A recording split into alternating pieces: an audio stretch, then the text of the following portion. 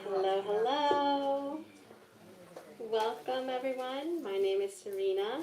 I'm a manager of Books Are Magic, and I just want to start by thanking you so much for joining us tonight, including those tuning in virtually, as we celebrate the launch of Meghan O'Rourke's The Invisible Kingdom, which she will be reading from and discussing tonight alongside Adrian Westenfeld. And I have the pleasure of introducing them this evening, but before we begin, I have a few housekeeping notes.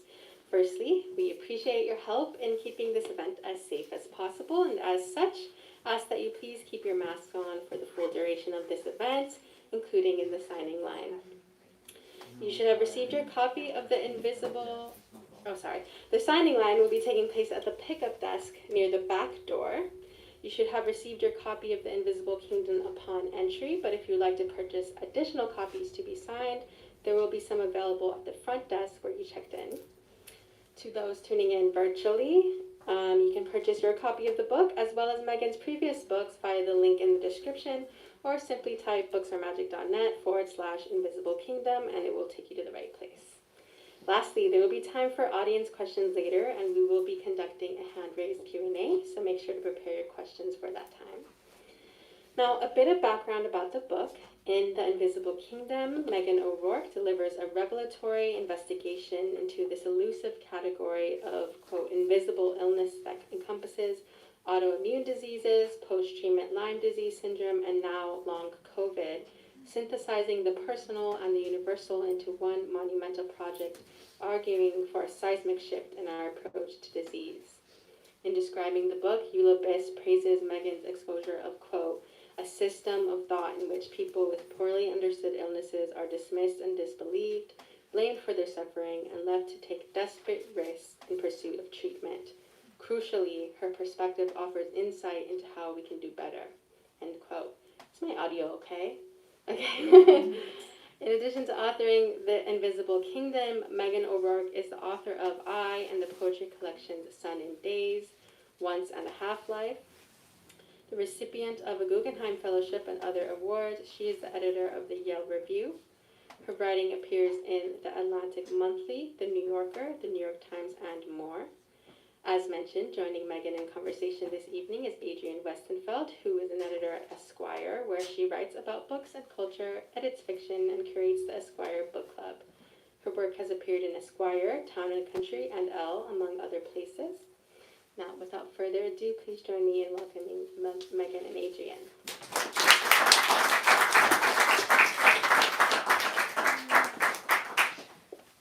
Thank you so much. I really want to thank Books Are Magic for having me. Does this sound okay? Yeah. Adrian for doing this event with me, Riverhead for being very patient as this book gestated. It took longer than 9 months. It was more like 9 years. And to all of you for coming out. This is the first in-person thing I've done in 2 years, right? Yeah. Time has become a sieve. So I realize that I'm still in disbelief that the book exists and that I get to talk about it with you. So thank you for being here to help reinscribe that reality to me. I'm going to just read a tiny, tiny taste of the book to give you a sense of some of what it tackles, and then Adrian and I will talk. So I'll be reading for about 5 minutes. And I'm going to read a few pages from the introduction and a page from later on, just to...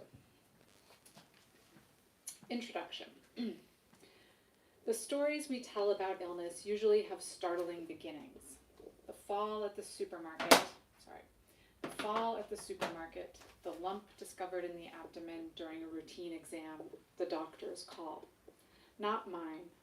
I got sick the way Hemingway says you go broke, gradually and then suddenly. One way to tell my story would be to say that I got ill just after college in the late 1990s, when I began experiencing daily hives, dizziness, chronic pain, and drenching night sweats, long before any doctor believed I was sick. Another way to tell my story would be to say the illness took hold in the days after my mother died on Christmas Day of 2008, when I caught a virus, a debilitating fatigue overcame me, my lymph nodes ached for months, and I slid into an exhausted fog I attributed to grief. A month later, a doctor found that I had Epstein-Barr virus. Still another way would be to say that my illness became unignorable roughly 3 years after my mother's death, starting in January 2012, on a windy beach by a derelict hotel in Vietnam. Jim, my partner, and I were reading by the water when I noticed a strange rash on my arm. 7 or 8 raised red bumps arranged in a circle. It looks like Braille, I thought. But what was it trying to tell me? The beach was a mess that day, scattered with the skeletal alien branches of palm trees. I was in the grips of the discomforting loneliness that can come when wild weather presses around you. "Look at this," I said to Jim, who glanced at the angry, inflamed rash and said, "That's strange." It was strange, stranger than I imagined at the time. I had no idea then that I was living at the edge of medical knowledge. I had been intermittently unwell since I graduated from college in 1997, and now was getting steadily worse, like a person who can't swim, moving step by step into deep water. But no one knew why. At first, no one even believed I was ill. Not even I did, exactly.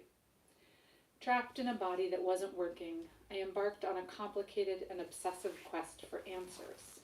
I was met by turns with cutting skepticism, but also authentic concern from clinicians, friends, and colleagues.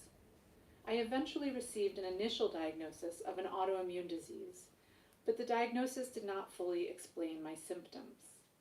I tried many therapies and approaches toward healing during my search for understanding and effective treatment. In the meantime, the mysterious chronic illness I lived with got worse, not better, leaving me almost entirely unrecognizable to myself.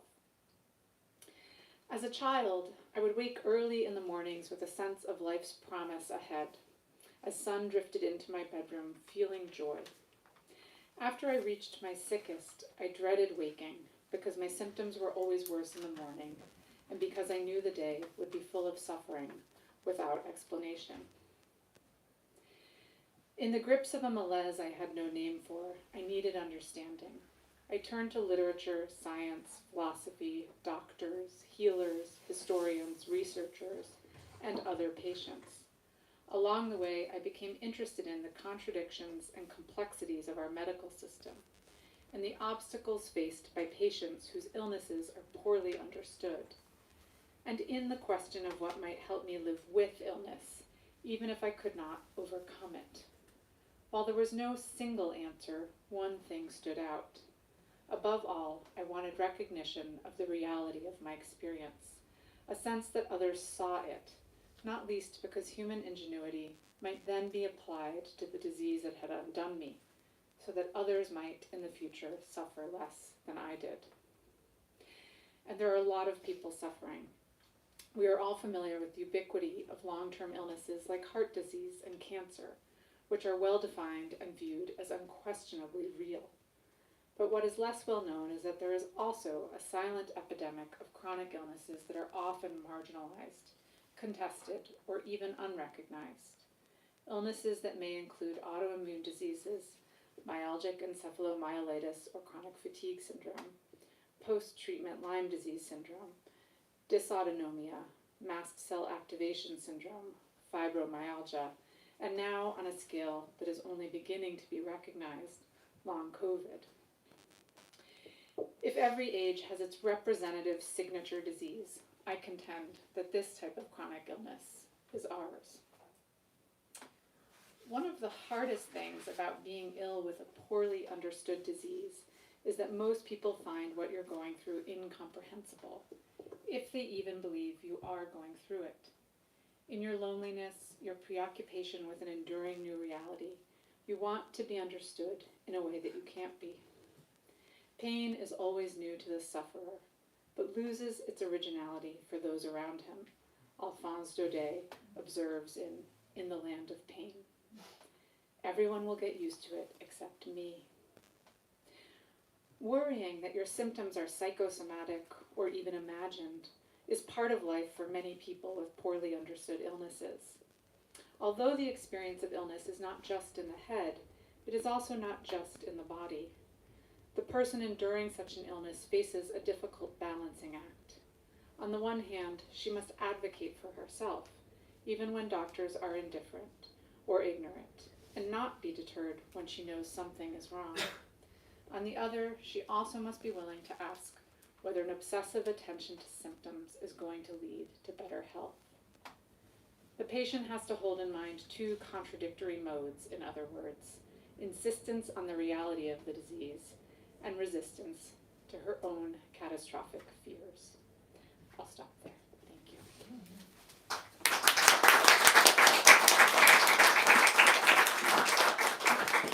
All right, thank you, Megan. That was beautiful. And thanks everyone for being here in the store and at home.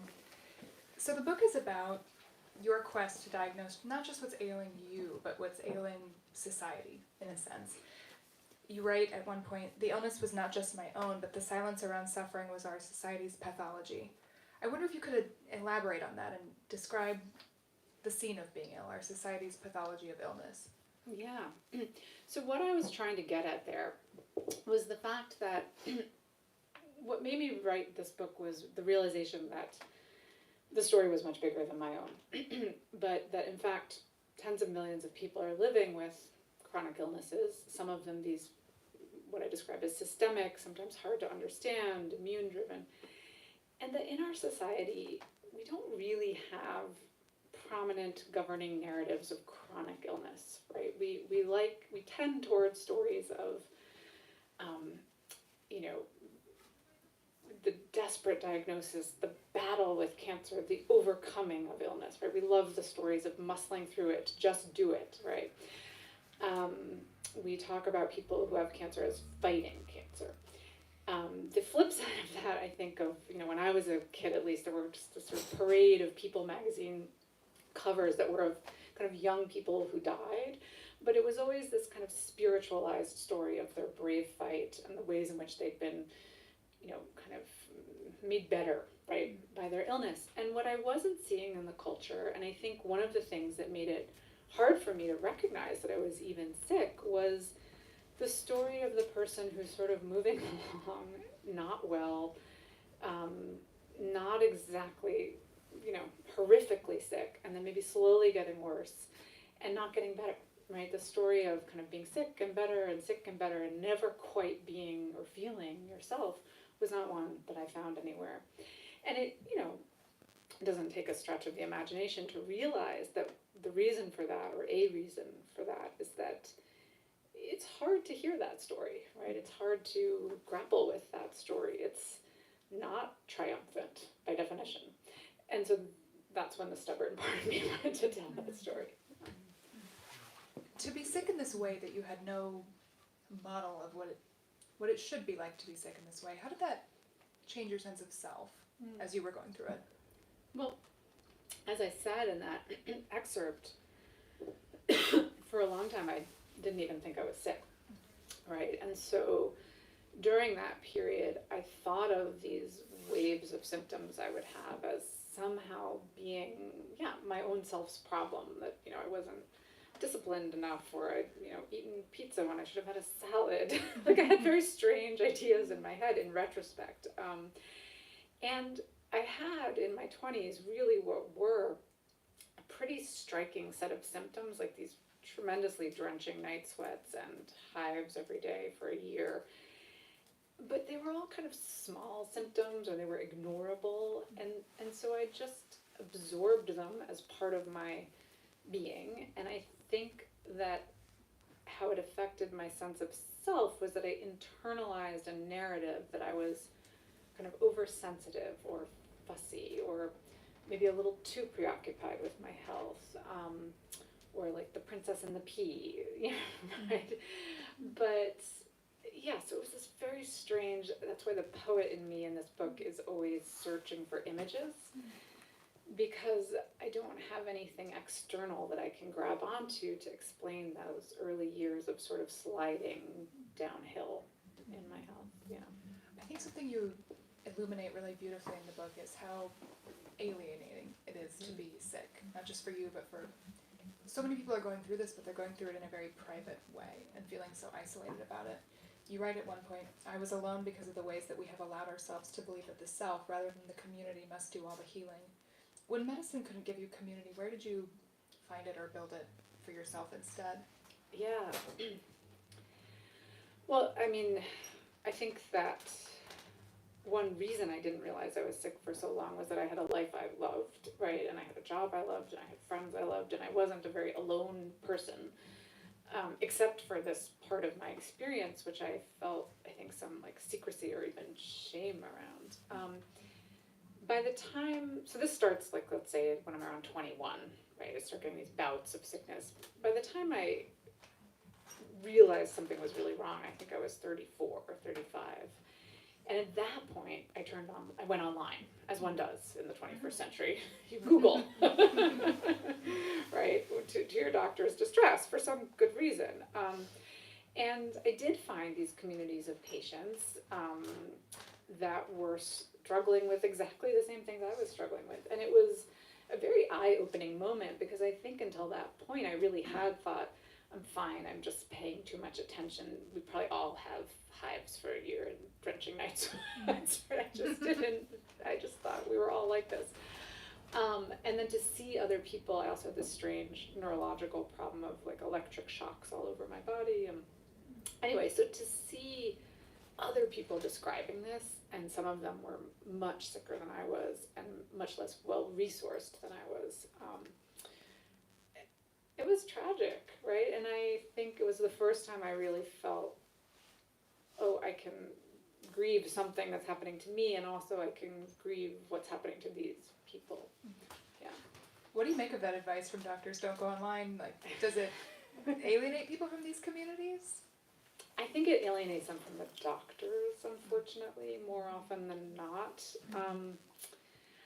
I get it. Like I'm fundamentally I'm a journalist, right? So I'm an evidence-based, information-based doctor. So I totally, not doctor, person. Definitely not doctor. Sorry, do not think of myself as a doctor. I can't give you medical advice. But so I really got why my doctors were telling me this. It was true. I would go on Google and I would emerge alarmed, right? It was terrifying. But it was also Google that first gave me the clues that maybe I had an autoimmune disease, right? Because I remember vividly saying to my partner, who's here tonight, in an apartment not very far away, 20 years ago, 18 years ago, God, it kind of seems like I have an autoimmune disease, doesn't it, right? I just, very similar symptoms, but it took 10 more years to get a diagnosis. So I think we're living in a really particularly strange age for the doctor-patient relationship, one in which the patient has more access to information than ever in ways that could be very good, but also more access to misinformation than ever, which can be really pernicious. Even if you're taking just the good part, it changes the balance of the doctor-patient relationship a little bit, right? And there's something just inherently complicated about an age in which very trained medical professionals are having to deal with patients who aren't trained, who are nonetheless able to obsessively read for hours about what might be their condition, and sometimes might be right and sometimes might be very, very wrong. Yeah. How do we go about repairing that relationship? I mean, as you expound on in the book, it's not just that there's this miscommunication, but there's also a fundamental lack of trust when you go to this person and they don't listen to you, they don't recognize you. Yeah. How do we begin to get back to a healthier place? Yeah, I've been kind of obsessing about this lately. I think it's so hard. So I don't have the solution. But in my book, what I try to lay out is that there are some historical reasons and some structural reasons that make it hard for medicine in America to offer the best possible care to chronically ill patients. We're really good at acute care. We're really good at,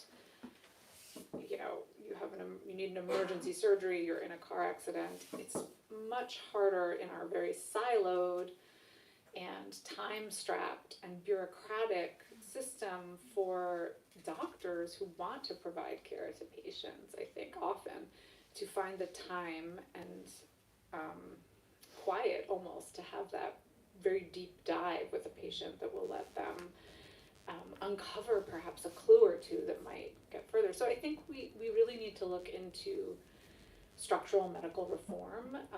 I look at a couple of places that I think are doing it well, like the Center for Post-COVID Care at Mount Sinai and the Autoimmunity Institute in Pennsylvania, where they've got really wonderful coordination of care. They're really trying to build a structure that solves problems for the patient, right?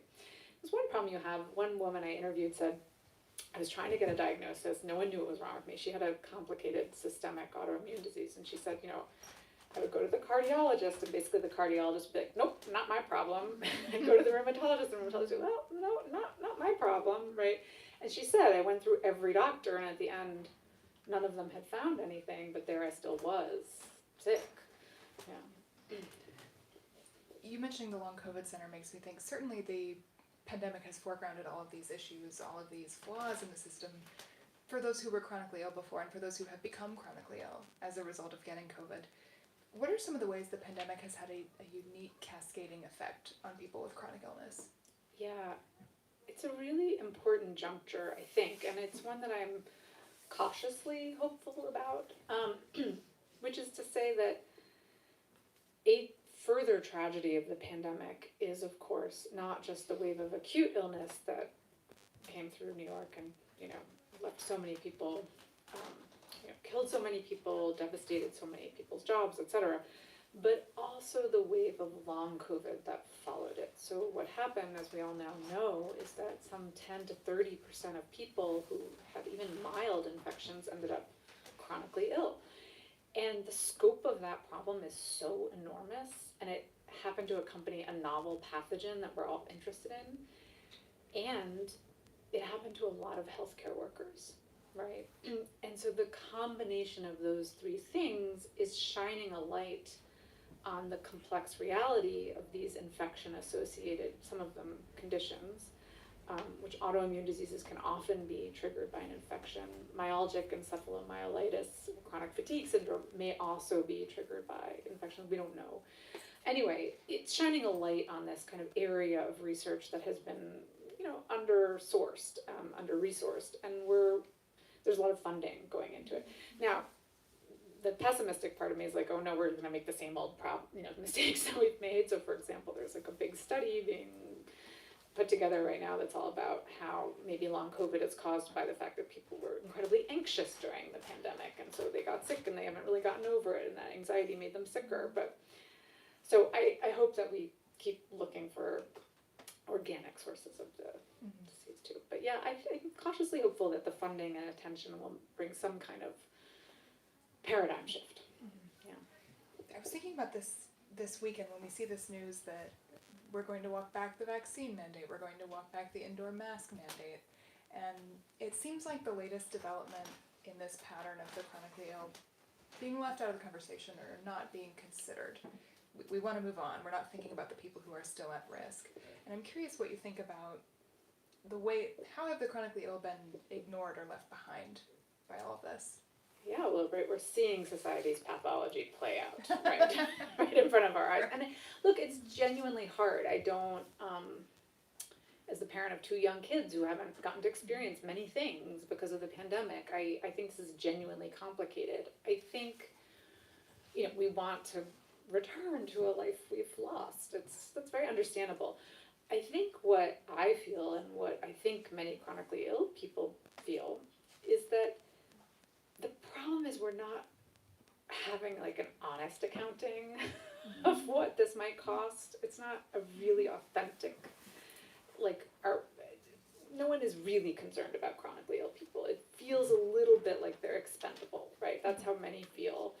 And you can see why, because the discourse, there's sort of a lot of journalists I admire will say things like, oh, well, we're mostly risk-free now, except for the chronically ill people on immunosuppressants, but, the rest of us, and it's like, well, but what about those people, right? And I think what would make the pivot or the pressure to return to normal feel more like it was happening in a society that cared equally about the equal humanness of every person in it would be if some of the people pressing for return were also pressing for access to medications that will make some chronically ill people safer. More honest accounting of actual case rates and what that does to people's safety. There's just a sort of slipperiness to it all that I think is all too familiar to chronically ill people, right? It's sort of clear, like we're sort of being left behind. Yeah. I think you're touching on something, you've written a lot about how healthcare should change, but it's bigger than healthcare too. It's also how should the workplace change? How should public policy change? And I'm curious what you think about what more can be done outside of medicine. Yeah, it's hard. It's like, right. We have to change from top to bottom, Right. everything about ourselves, Get rid of it, start everything over. about our society, starting now. Just give up on succeeding. No, I think we really do, though. It's funny, I was having this conversation with a friend of mine who also is chronically ill, and she said, this is a weird question, but she said, this is a weird question. She said, did you feel more prepared for the pandemic because of your illness? And I said, yeah, I knew exactly what she meant. And what she meant was that when you live with some limitations in your life, you have to adjust to them at first. And when I first realized I was sick, my overarching thought was, I have to get better at all costs, And it took years to come to, okay, I'm not going to get better in the way that earlier self meant, but I'm going to get to like a pretty functional life that just has a lot of little hacks built in all day long, right? And certain limitations that I try not to focus on, but that are real. Like I can't take my children out in the cold for very long without being sick for a whole day afterward, because my nervous system overloads. So I think it's like we have to sort of have a national reckoning with uncertainty, with mortality, with vulnerability, and I hoped the pandemic might help us have that, and it's clear it hasn't exactly helped us have it, We're very divided and polarized. It's genuinely complicated, right? But we do need to, and partly too, it's like we need joy in our lives, we need risk in our lives, we can't just hide in our houses, so that's not the solution either. Well, we have some time for audience questions now, so if you would like to ask Meghan a question, just put your hand up and chime in. Don't be shy. Yeah. Sure, awesome question. Thank you so much. I'm curious, you talked a lot about the ways that our healthcare system and other parts of society doesn't take illness seriously or doesn't see certain symptoms as illness. I'm curious what you think of the opposite, so times where we see certain things as diseases that aren't actually diseases. Like I think about how we treat fatness and how doctors will often prescribe weight loss in very unscientific ways, and scientifically it's been very proven that is not a disease in the way that it's presented. So I'm just curious thoughts on that. I think you're right. I think they're flip sides of the same coin, right? Which is, for good reasons, modern Western medical science is very taxonomized and very categorized, right? And that's brought us longer lives and all the good things it's brought us, fewer children dying, and those things are real. But it also brings with it this slight reductiveness, right, in all directions. And so the reductiveness can leave people out who live at the edge of medical knowledge, like the sick people I'm talking about, and it can also lead to this fixation on none of us should eat fat, or eggs are bad, or you shouldn't be fat, right, all those things. And I think some of my first experiences of medicine's limitations were accompanying my mother through chemo and cancer treatment, and she was overweight, and doctors would just fixate on her weight, and it was just stunning to me that was what they were talking about. So, I think there's a lot of that. It goes even into questions of mental health categorization too. We get into philosophy very quickly too, right? It becomes hard to. But I was driven by the strangeness when I was sick of realizing there was a term for ice cream headache. If my sons had ice cream headache, I could go to the doctor and get them diagnosed with sphenopalatine ganglioneuralgia. But I could not get a diagnosis, and I could barely walk around the block, right? So we're sort of over-diagnostic and under-diagnostic at the same time. We'll never get the balance exactly right, but if we have a conversation, maybe we get closer to humanistic discourse. Thank you. That's a really good question. Thank you. Would anyone else like to ask a question? Yeah, go ahead. I'm curious about this is just me as a writer talking. I'm interested in how diagnosis features in the narrative, kind of in the place of, beating the disease. You get to a point of diagnosis, but, for chronic illness is not necessarily going to lead to treatment or to even like an insurance payout or any of the other benefits that, Right. diagnosis is meant to convey. I mean, what do you think diagnosis means in this context? Yeah. In the book, I talk about the shift in my own thinking. So at the beginning, I think, okay, diagnosis equals cure. Right? Like I get the diagnosis and then somehow, and by the end, I realize the diagnosis is just a step in the path, right? But there are a lot of chronically ill people who very rightly will say, we talk too much about diagnosis. And I think that's true to a degree. It's sort of end-focused, teleological still. That said, as someone who lived without diagnosis for so long, what a diagnosis does do is offer a form of knowledge and categorization. It comes from the Greek to know, gignoskein, and it is a form of knowing. And I found in my own case, and maybe it's just that I'm like a sort of neurotic type A person who like wants other people to understand what's going on, it was just really helpful to say, this goes beyond my subjectivity. This has some shape that affects other people in similar ways, and therefore I'm not alone. Therefore, medicine is probably working on this, and science is going to try to answer some of these questions, and my suffering is not a complete anomaly. And I really think that's why so much of the book is about the social. Diagnosis was a form of social knowing that was really important to me. Not least because it helped me get some treatment and also get reimbursed by by my insurance, but also because I could say to someone, I have this condition, right? And I actually got one really key diagnosis just this past spring, where it hasn't changed anything about my day-to-day functioning, but it suddenly retroactively explained everything from when I was, like a child on. It's a genetic diagnosis, and it just suddenly just pieces kind of fell in place in a way that was genuinely transformative for me. Thanks for that question. We have a lot of questions. Let's go over here. Is there a better way to talk about the experience of being sick than to use military terms like struggle and so forth? Yeah, I struggled with this in my book.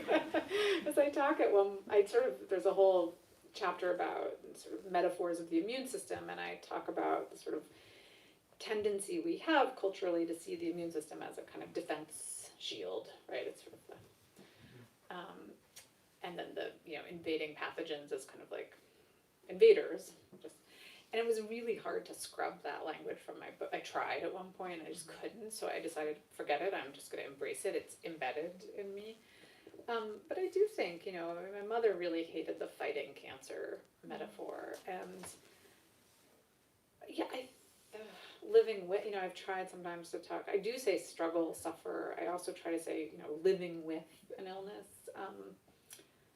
It's hard because it is a struggle. There is a fight element to it, but that's not the entirety of it. So I think you're right that I don't have any solutions, but I was struck writing the book by how hard it was to eliminate that discourse from the discussion. And one thing I try to talk really explicitly about is that a lot of autoimmune patients take that metaphor and, like I did, turn it on themselves and say, there's something wrong with me because my immune system is attacking myself.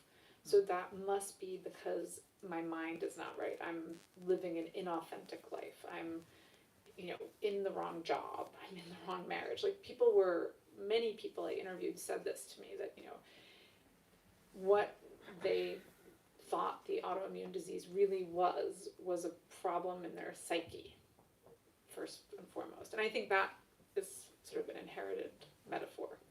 That's probably not true. I think we've got time for the two folks who had their hands up. You go ahead. Thank you. Hi, Mike. Hi. thank you for the book. I think it's outstanding. I'm very excited about it. It's going to help a lot of people. But in your entire experience, are there areas of research that give you particular optimism, whether it's genetics or anything else? And then are there areas where you just can't believe there's no work being done? Yeah, when it comes to Lyme disease, to take your second part, I can't believe, at least this was true 2-3 years ago, there were no federally funded studies of people who had multiple tick-borne illnesses, and a lot of people do have Lyme disease plus a co-infection, and there was no one studying that, because it's very complicated, right? It's sort of, so the idea was this would muddy your findings, and yet this is how people are living. So that was kind of astonishing to me. In terms of hope, I mean, I think diagnostics, right? The sort of some of we just need better diagnostics with autoimmune disease. There is hope in the research for some of that.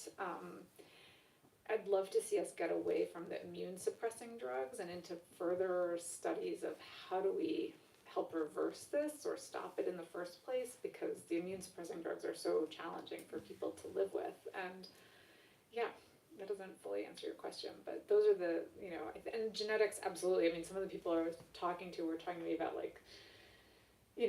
epigenetics, microbiome, genetics, immunology. I mean, just the layers of complexity. I couldn't even recount to you without reading my notes, and about this, but I was just stunned by what we might know in 10, 20 years. And so I do have a lot of hope that if we apply the full force of science to this problem and we get a national discussion going, we could really make a big difference. Yeah, people's think we had- good diagnosing. Go ahead. Thank you for being here and sharing your story with us. I was wondering if in your research you had come across either any societies, like other countries, or even just like groups, medical communities that do a better job of really seeing kind of the interconnectedness of, like the opposite of what you've talked about, kind of the specialization of a lot of like American medicine, which is maybe another way of getting at your question of like what gives you hope, or like what models are there that do a better job of dealing with this? Yeah, I think there's this move toward what they call integrative or functional medicine, that when it is practiced very well, can be very transformative for people. And what that is when you have a doctor who has a medical MD, but also is using other modalities from, alternative medicine, such as acupuncture or a lot of lifestyle counseling and food counseling and stress counseling. So one of the integrative doctors who tremendously helped me just had me focusing on stress and nutrition and sleep and these things that I was not paying a ton of attention to, and that made a huge difference. They didn't solve my problem, but they made a difference in terms of my ability to get through the day and have some sense of being able to do the things that I wanted to do. So I'm hopeful that we could I wish we could pull the best of functional and integrative medicine into chronic illness care. I do think that the Center for Post-COVID Care at Mount Sinai is really trying to do that. They have a mantra that is like treating the whole patient, and they really do try to work with patients on sleep and stress management and identifying food sensitivities. The Autoimmunity Institute that I talked about, the doctors are consciously huddling after they talk, not 2 weeks later, but actually in real time, talking to one another, which, honestly, to me would have been like the dream. I spent so much time moving lab work from one doctor to, this was, to be fair, in the early 2012 era, it's a little more integrated now. And I think, we do have to take the best from the past, right? We have to bring from the past this idea that the individual body matters, right? Even as we apply the best of evidence-based medicine to it, and find a way to really, I think a question missing in chronic illness care is what matters most to you? What do you most hope for? That's a question we ask in palliative care. So I do look at palliative care as a model too. It's changed how we care for end of life, and it asks those questions of what do you want? What are your values? And I think we need that for chronic illness care. Well, Thank you all so much for your questions, and thank you, Meghan, for being here with us, sharing your wonderful book and your story. Thank you so much, Adrian, and thank My you for pleasure. those great questions, and for those of you who are joining by YouTube. I'm really excited to be here with you. Thanks. It's been a great night, everyone. You can catch Meghan in the back signing books at the back desk. Thanks so much for being here.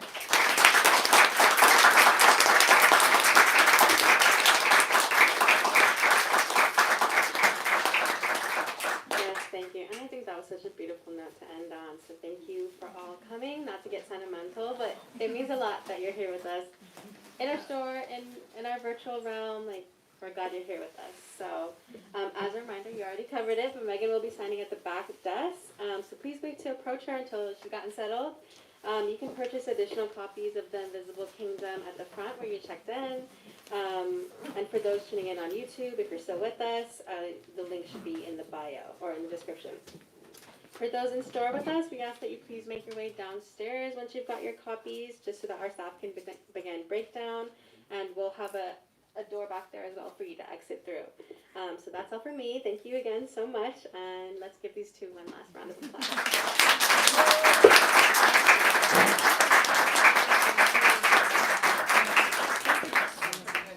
Oh, goodness. Thank you so much. Check where you are. You've got such polish. Thank you.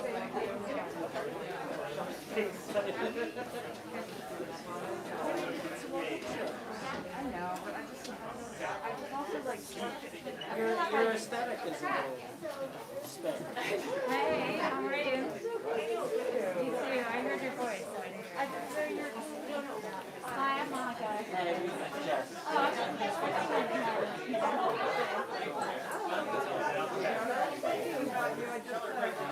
maybe offer this morning to one of Michael's former students.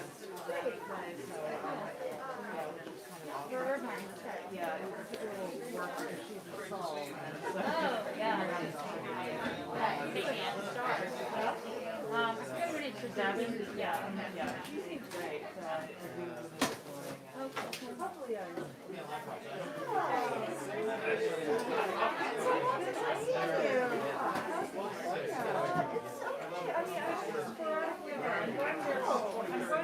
Tuesday or tomorrow, coming back Thursday, and then I'm done going yesterday. Wow. So, yeah, how does that work? I only did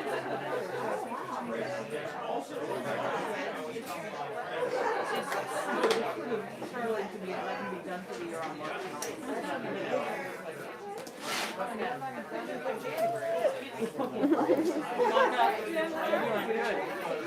9th.